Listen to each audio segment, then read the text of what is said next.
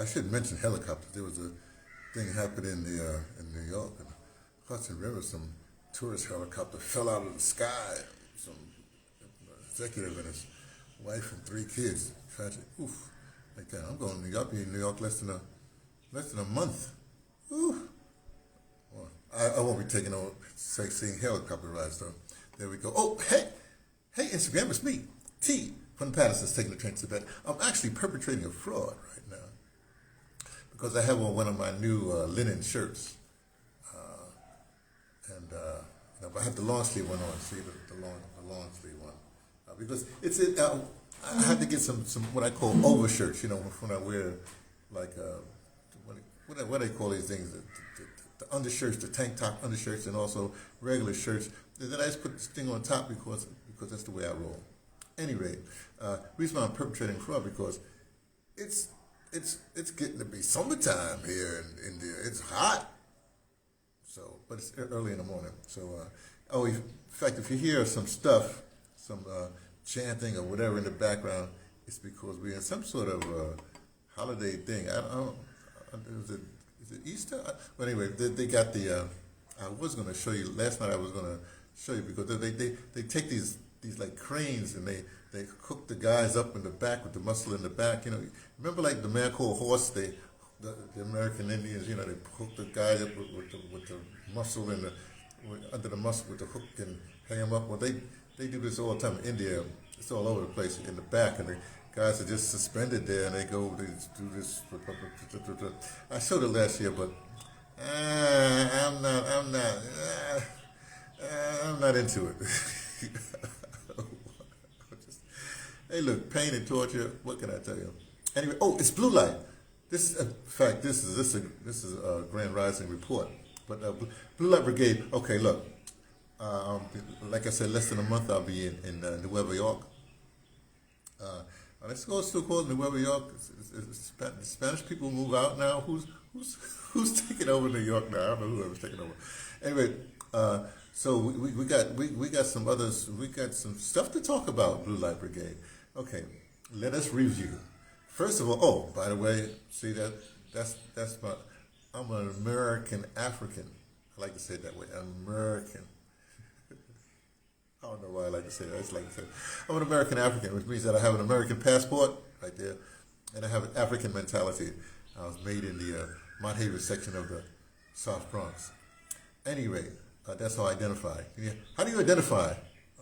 Identify as an American African? Well, I mean, you're whatever. I'm an audio dramatist.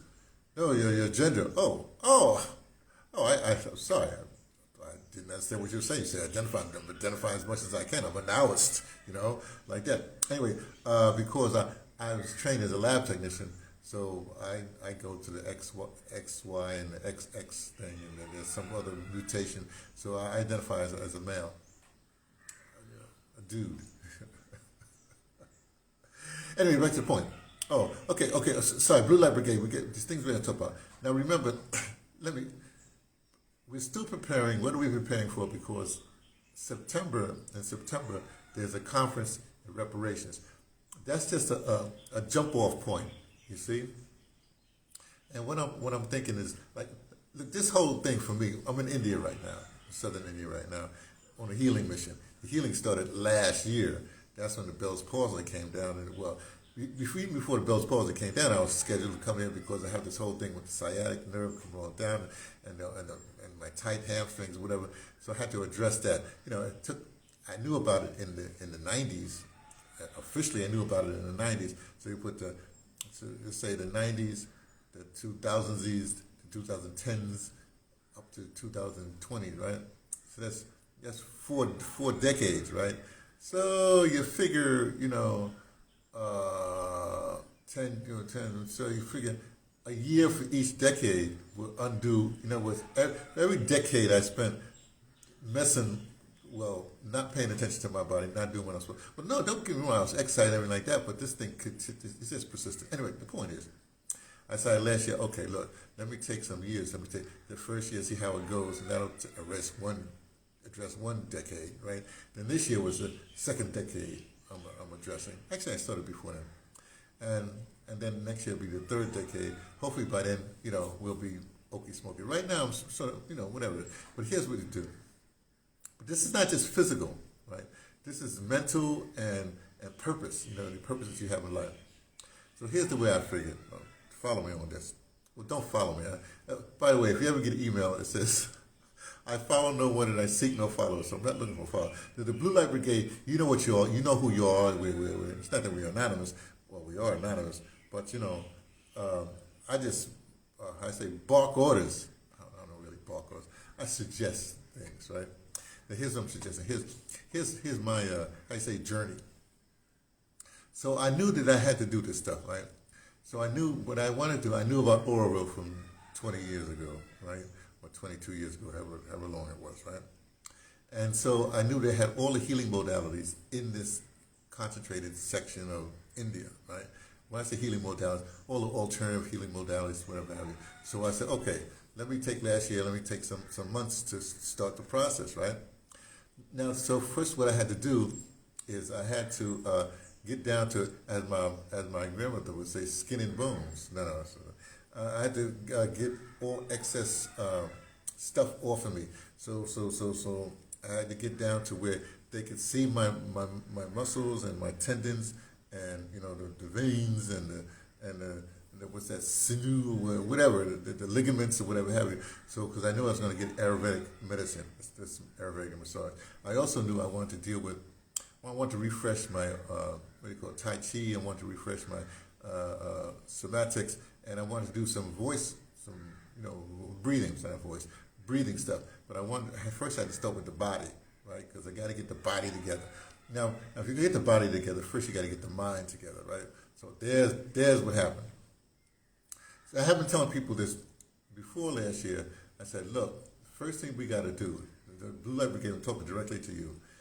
You have to, I don't say know yourself, but you have to, you need to begin the process of going into yourself. You go into yourself so much that it hurts, right? When I say go into myself, when my process last year was I wrote all my various and sundry. Sundry is a big word. I wonder if the brother knows what it means. Anyway, so I have several guys like T from the Patterson Taking the Trains to Bed, Anthony Sloan, Anthony J.T. Sloan. I got a bunch of them. And I got I counted about 12 of them. Sloan, a bunch of things, right? And then I dialogue, wrote them down, I dialogue with each one of them talked. They talked to each other and they were in situation waiting for stuff to happen. And so I had a dialogue with myself. I got that actually from James Small. There's a famous African thing where go to my YouTube, look up James Small, and you'll see. We talked about this a little bit. It's like God having a dialogue with himself, something like that. Anyway, so that was my way of getting into myself. I've been the last 20 years I've been in Southern Africa, and right now I'm in what's called a Xhosa stronghold, right? It's that where the Xhosa culture is, right? And they have clan names, it's like they have clan names. So there'll be so and so, and then they list all their clan on both sides, their mother and their father's side, all the clan names, right? So they may go on for hours, but they can go for a long time. So they know where they come from.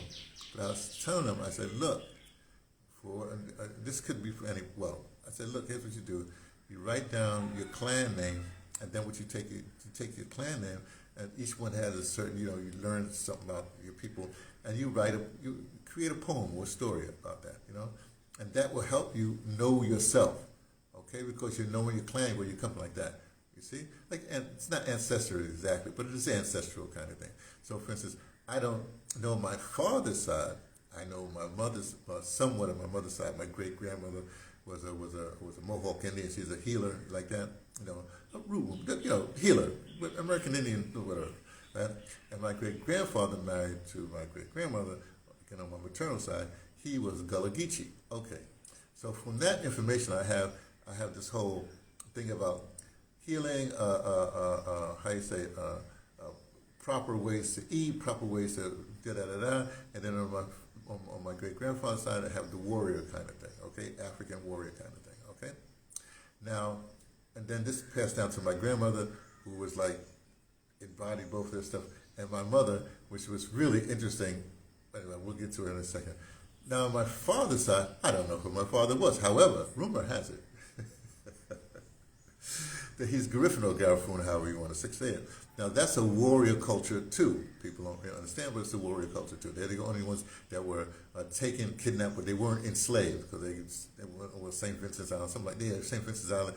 This whole thing happened, blah, blah, blah. Then they fought with the heat or right or that, and then they end up on Rareton Island in Honduras, and then they say, hey, there's nothing but rocks, and then they spread out, up to Belize and all the way down to Venezuela or whatever, down Colombia, whatever, down that area, all along the thing. Okay, so both sides have warrior sides, but here's what's more important. So you know that, okay? Now, because I am who I am, and I have to know who I am, when I say make up these stories, for instance, so I said I don't know my father, but here's my thing. My mother had 7 children with 6 different fathers, because there was twins in there, right? Which basically means that I'm the only person from my mother and my father. You see? Now that might upset some people. Well, get upset. It means I'm unique.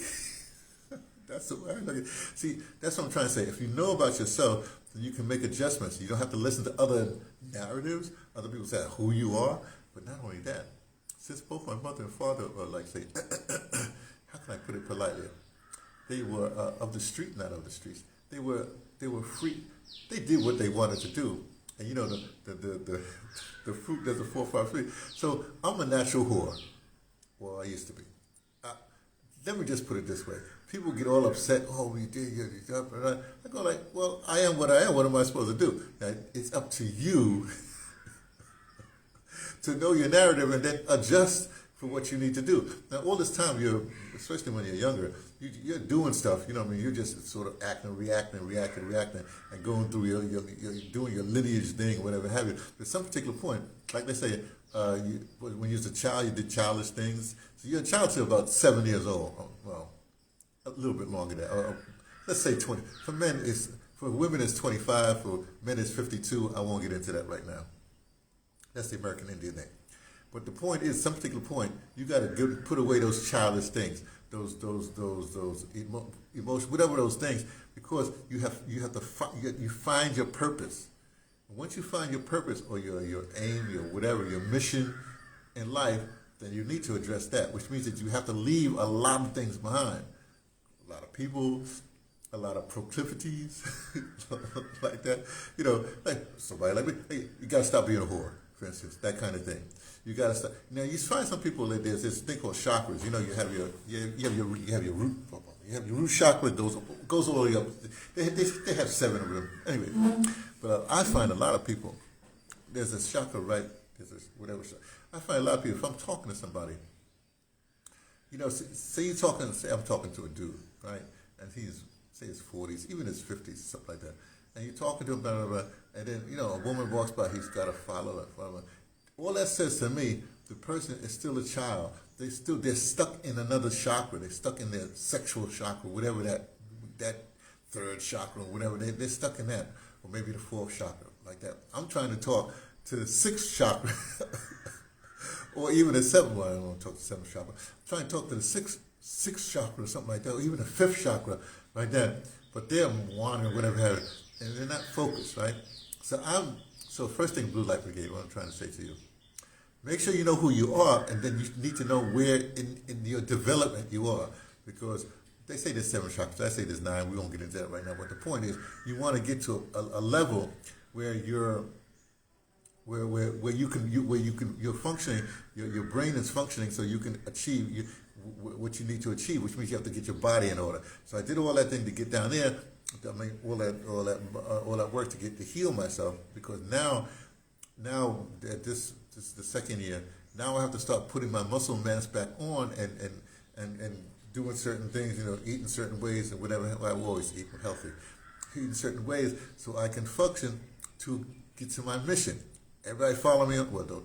Everybody listen. You understand what I'm trying to say? Okay.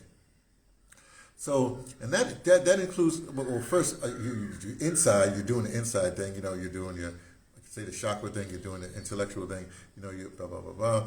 Then you're adding on your body thing, and by the way, this losing is not about weight, it's about your physique. You know what I mean?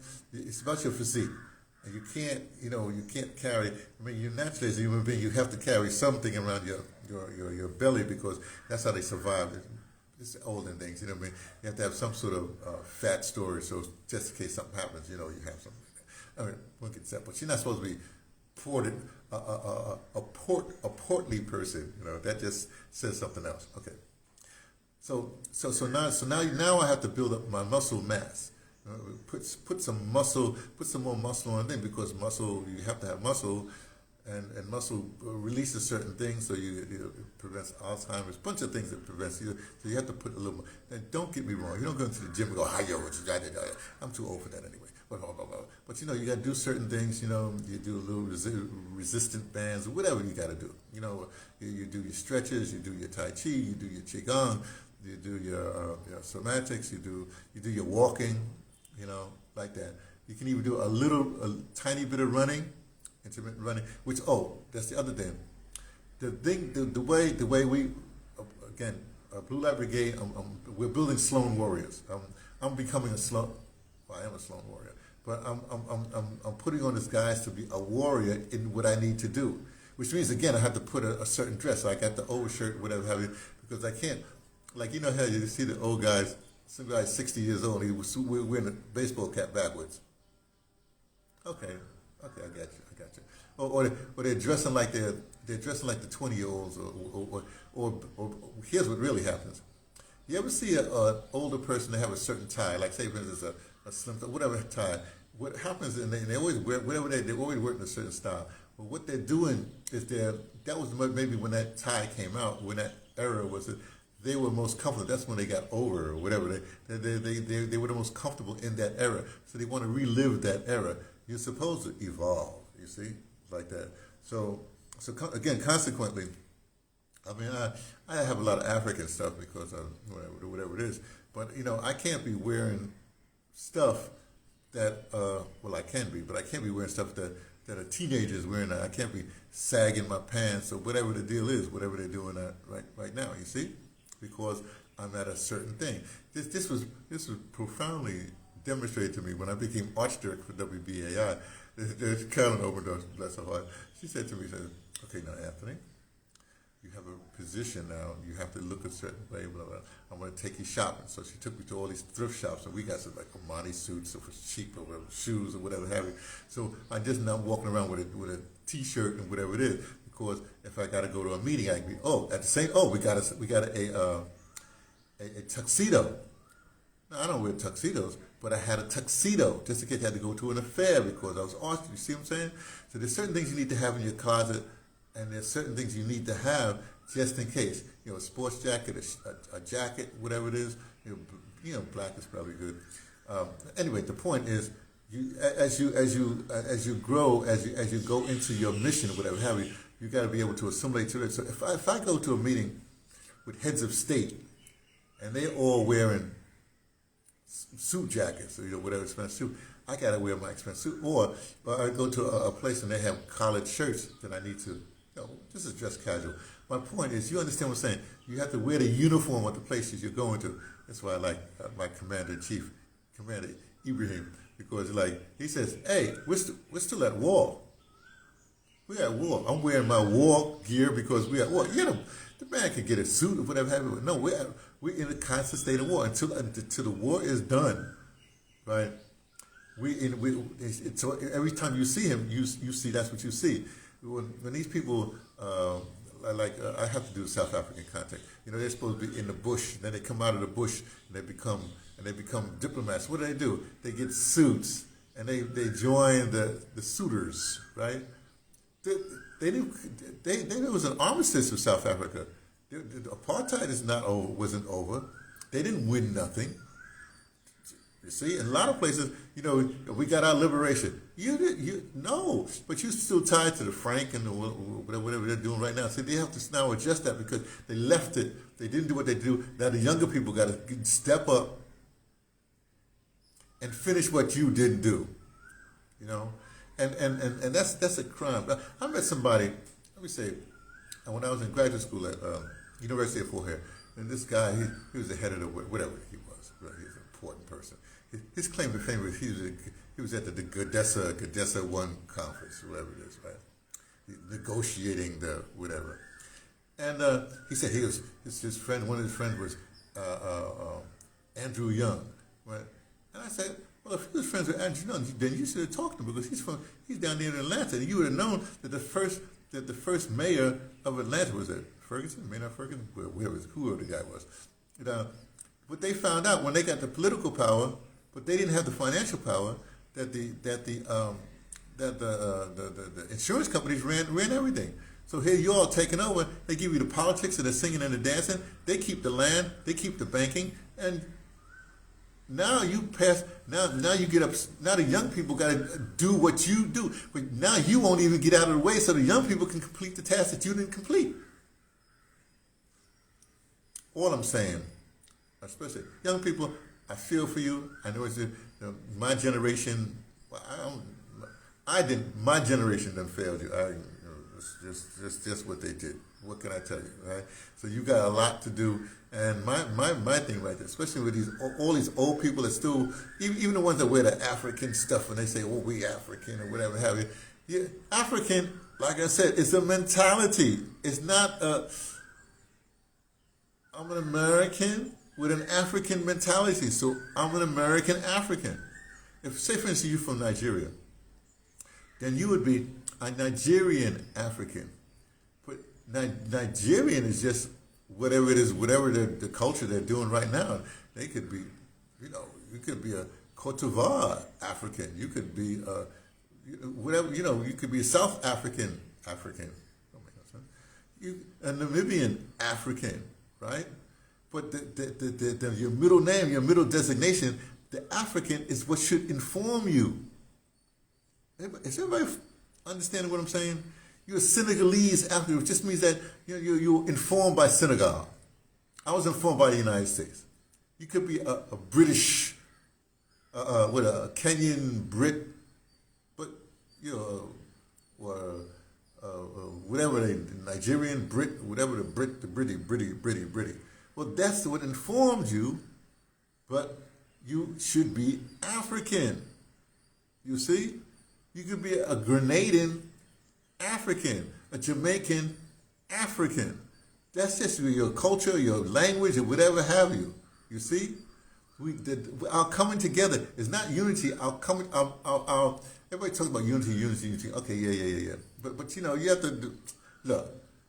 The unifying thing is that we are all mentally African. What does that mean? That means you're into, as Mangalisa Robert Sabube would say, you're humane. You're into humanity. If you're African, it means you have a certain humanity. If you don't have that humanity, if you're killing people, if you're doing whatever you're doing, then you are not African. You are whatever it is. You are a neo-colonialist. You're doing a colonial, you're capitalism, you're socialism, you're communist, you're Democrat, democracy. All these things that you are, but you need to have an African mentality. And it means certain things. Like as an African, here's what I learned by living in, all the years I was in Southern Africa. We're communalists. What's being a community? Because we live in communities and we share in that community. You see? So that's different than being a communist or a socialist or a capitalist. You're sharing, and nobody's trying to be more than other. Well, people are trying that, but you're trying to more or less keep a means. You know what I mean? You don't want to be too far up.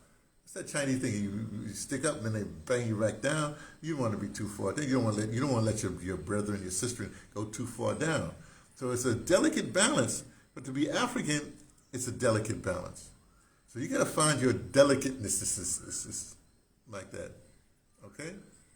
So I say all this just to say, hey, let us get it together. When they talk about unity, when people talk about unity, I scoff. I know I shouldn't scoff. I laugh. Because they don't know what they're unifying with. I'm unifying with black people. I'm unifying with, no, you're not. You're unifying with melanin. Okay, fine. You know what I mean? I need people with African mentality. That may include people like there's people with African mentalities in Sri Lanka. You know, this African mentality. Well, we're in India. They have little other problems. We won't get into them right now. Right? You know, in what you call Papua New Guinea, African mentality, which means humane. You have reverence for the land. You're doing the work to liberate. You're looking for what we call ultimate liberation. So Blue Light Brigade, ultimate liberation. Oh, by the way, so here's the way it goes. You have the dawning, then you have the blue light. We're just in the blue light right now. There's a space between blue light and the what do you call that? And the sunrise, right? Because we're just the Grand Rising Report, by the way. Sunrise. That space. That's where I'm going to find the warriors because they've been through the blue light information. They've been through the blue light. This little space. That's our training because we have to be ready for. Because we had the dawning already. We got the blue light. We got the. You should be in a space right now where we're ready for the fight. We're ready for the sunrise, the new day. That's what we're ready for. That's what you're looking for. All right. So Blue Light Brigade. I just gave you your orders. Your orders. Our trajectory. Right. That's what I'm working for. Those are the people I'm looking for. Oh, by the way, so Blue Light Brigade. By the way, like I said, there's certain markers along the way. One of the things, this reparations, I call it gathering. This reparations gathering that's happening in Ethiopia is very important. So all those folks who are not listening, all the folks who understand what I'm saying, if you happen to be at the gathering in September in Ethiopia, in Addis Ababa, look me up. We can let's have a conversation. Let's compare notes. Wherever you are from on the planet, doesn't matter. Because a lot of times I'm walking on the planet and I'll recognize another warrior. You know what I mean? It's really interesting. I see this all the time. You get the vibe, you get the look. There's a certain demeanor. There's a certain, I don't want to say swagger, but there's a certain thing you can tell. I'm walking past somebody and it's almost like the silent we say, hey, if it goes down now, I'm with you. That kind of thing, okay? So, I already landed a helicopter. Let me leave you here, but I want you to really think about that. Think about first you got to know yourself, create yourself from first your mental knowledge of yourself, create yourself, your body, your physical body should be the optimum that it's supposed to be. In other words, like for instance, my sisters, they have bigger bones, you know what I mean? So they can carry more weight, you know what I mean? I don't have big bones like that. I have piano fingers, but the point is, so you do the optimum, you're trying to be the optimum, and that means that you have to have knowledge about certain stuff that you're putting in your body, especially when they want to kill you. Oh, the stuff they're trying to kill you with, all this, hey, everybody immediately, stop with the seed oils. Start with the oils. You got to either do, what was it? Coconut oil. I say coconut oil, and I don't even say olive oil because they be tricking you with the olive oil and blending it and stuff like that. Pure virgin, whatever. I would say, I say coconut oil and butter, but you have to watch the butter also, and ghee, if you can't, ghee to cook and stuff like that. Those are the only three things: coconut oil, butter, real butter, and ghee. This other stuff, I understand. If you're in a pinch, olive oil, blah blah. Okay, I got you, right? But other than that, because that's how they getting you, man. All these drinks and stuff like that. If it's you got read the labels, like you reading your body. Read the labels, because that's how they getting us. And everything. Like I saw something. There's chewing gum. You chew the gum about, and then they got microplastics in the chewing gum. So I gotta chew. Well, then they say, well, go to a honeycomb. Use honeycomb. There's other things you can chew on. You see? So you have to be aware not only of yourself, but aware of what will help you to be, you know, oh, is that sunrise? Wait a second, let me just take something like that. Oh, sunrise coming already. Sorry about that. Anyway, let me go. We had our sunrise. We didn't do our breath work. Sorry about that. No, that's the way it goes. Gotta go. Got to go. Talk to you soon.